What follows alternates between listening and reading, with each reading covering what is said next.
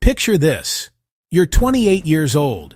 You wake up one morning, check your bank account, and it looks great. But then, you get hit with a curveball, a car accident, an unexpected illness, something no one ever plans for. The question isn't if something could happen. It's when.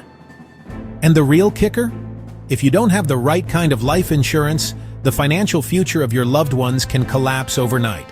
So today, we're answering a question that could literally shape the rest of your financial life.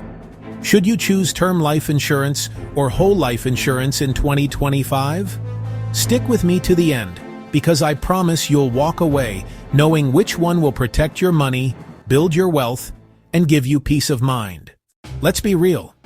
Most of us in our 20s don't even think about life insurance.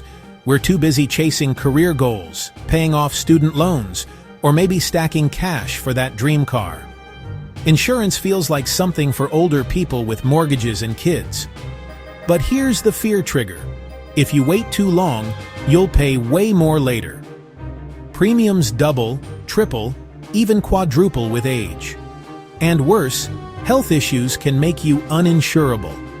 Think of insurance like buying a VIP ticket to financial security. The earlier you buy in, the cheaper the ticket.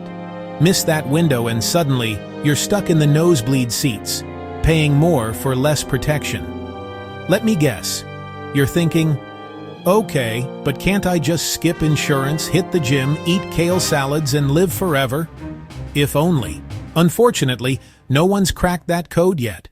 This is why the choice between term and whole life is massive. It's not just about insurance, it's about the foundation of your financial empire. Point 1. Term life, the simple protector. Term life insurance is like renting an apartment. You pay a set amount every month for a specific period, say 20 or 30 years. If something happens to you during that time, your family gets a payout. If not, the policy expires. Simple. The good part? Term life is cheap. A healthy 25-year-old can lock in a $500,000 policy for less than the cost of Netflix and Starbucks combined. That means more money in your pocket to invest, grow, and build wealth. If the policy expires and you're still alive, all that money you paid in? Gone. No savings, no investment return, nada. Which begs the question, does that make whole life the better deal? Hold that thought. Point 2. Whole life, the wealth builder. Whole life is like buying a house instead of renting. Yes, it costs more upfront, sometimes 5 to 10 times more than term. But here's the twist. Whole life doesn't expire. It lasts your entire life, and it builds cash value that grows over time. Think of it as a forced savings account mixed with insurance. That cash value can be borrowed against, used in emergencies, or even to fund investments. It's basically the insurance plus wealth strategy wrapped into one. But don't get too excited just yet. Whole life can also lock you into high monthly payments. For young people just starting out, that's like strapping a financial weight to your ankles while trying to sprint toward wealth. So which one is smarter?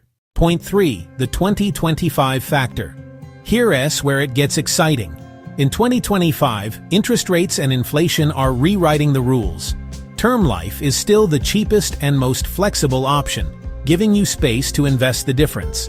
Imagine funneling that savings into index funds, real estate, or even your own business.